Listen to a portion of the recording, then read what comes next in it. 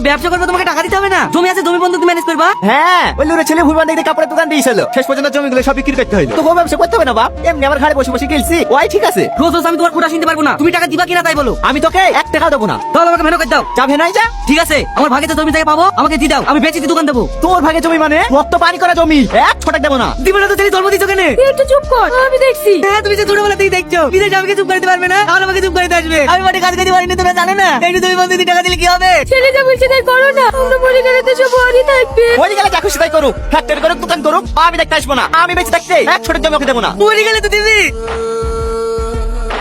তুই এত বড় সাহস, তুই তোর বাপের গায়ে হাত তুলছিস। ওগো, কবে বিছানা গেলে? আব্বা, আব্বা।